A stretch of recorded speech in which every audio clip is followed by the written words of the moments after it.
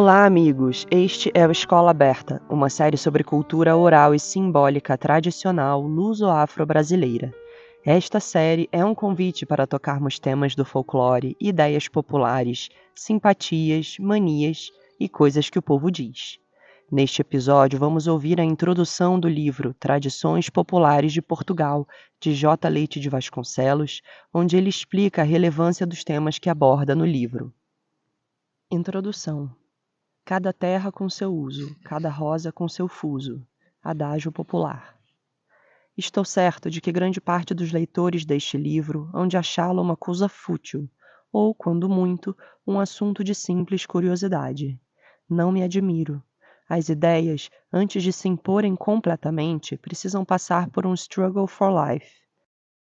Além disso, os objetos com que se está mais em contato são de ordinário os que menos vezes despertam a atenção, pois que o hábito não deixa refletir neles. As superstições, os costumes, os jogos, os contos, as cantigas, as adivinhas, as rimas infantis, os ensalmos, as orações, as chácaras, todas essas tradições que constituem o folklore parecem, na verdade, à primeira vista, objetos destituídos de importância e próprios exclusivamente de espíritos ignorantes e rudes.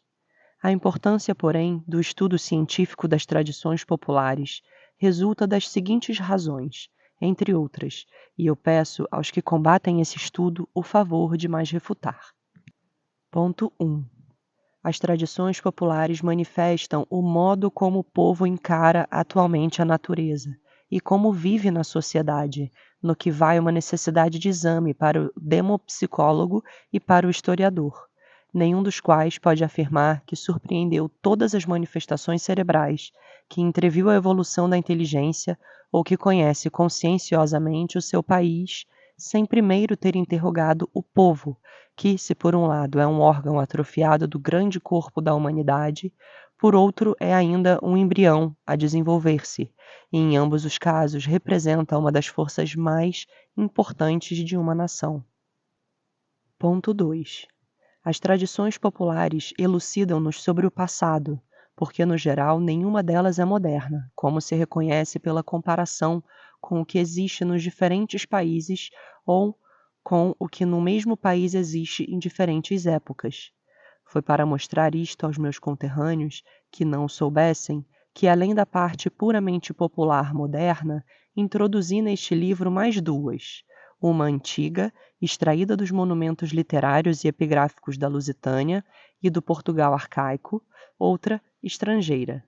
Se nas duas primeiras eu não podia ser completo, muito menos nesta última, em que existem centenares de publicações em todas as línguas, publicações nem sempre fáceis de consultar, principalmente no nosso país, onde escasseiam os livros folclóricos. Conquanto à existência de algumas tradições iguais em diferentes países, por exemplo, certos adágios, possa ser explicada por uma produção espontânea e independente nesses países, a máxima parte tem de se explicar por dois modos. A. Transmissão de povo a povo, exemplo, certas fábulas que, por intermédio dos sacerdotes búdicos, foram comunicadas aos escritores bramânicos, dos quais passaram à Pérsia e daí a Córdoba, no tempo da dominação árabe na península. E B. Propriedade comum das raças, antes da separação. Qualquer destas três causas, a produção independente, a transmissão de povo a povo, a origem comum, é interessante no primeiro caso para a demopsicologia, nos outros para a história. As superstições, os contos, as poesias populares e etc. são frequentemente o último vestígio de mitos primitivos, como acontece às fogueiras de São João, o cepo de Natal, os maias e etc., em que se celebra, sobre um aspecto mais ou menos católico, a luta do verão e do inverno, da luz e das trevas. Como aconteceu a todas as religiões, o cristianismo, para se implantar profundamente, precisou de substituir muitas festas pagãs por festas da Igreja. Nesta mudança de crenças, mudança quase sempre exterior, umas ficaram como simples superstições, outras foram consideradas como obras do diabo, que, do mesmo modo que Cristo, a Virgem, os santos e os anjos, é em parte o representante de muitas divindades decaídas. Ponto 3. As tradições populares, principalmente a poesia, dão a média da capacidade estética do povo que as repete. Ponto 4.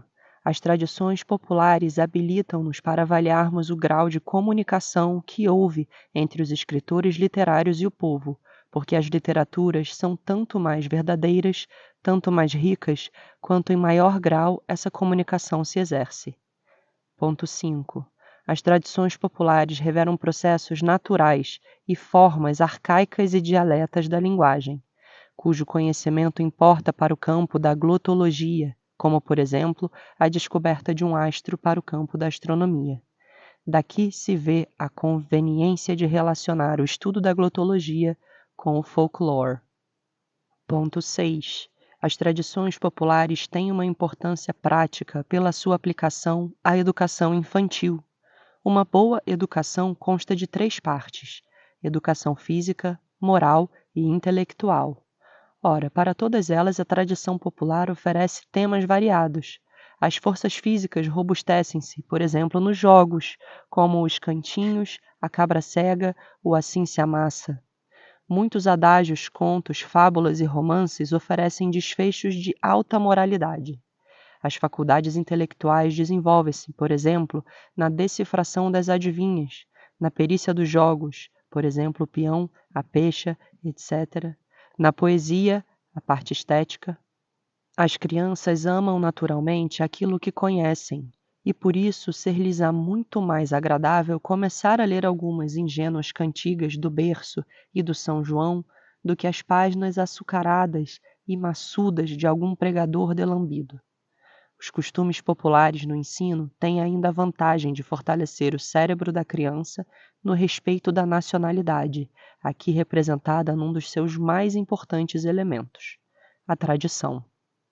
Muita gente achará extraordinário o que digo, mas o que é certo é que na Alemanha e em outros países mais adiantados do que o nosso, se pratica assim. E então Portugal não fazia nada demais se os imitasse. Antes se incuta a veneração da pátria por meio da educação do que por meio de luminárias das datas históricas, no 1º de dezembro e do 9 de julho. Ponto 7.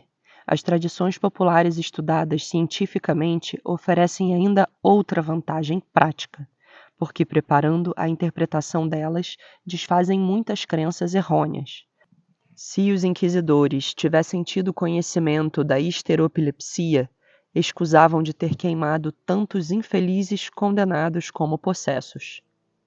Além destas razões, o folclore é, como disse, um objeto de curiosidade para o povo, porque contém a sua obra. E este foi um trecho do livro Tradições Populares de Portugal, de J. Leite de Vasconcelos, editores Livraria Portuense de Clavel e Companhia, de 1882, Porto, em Portugal.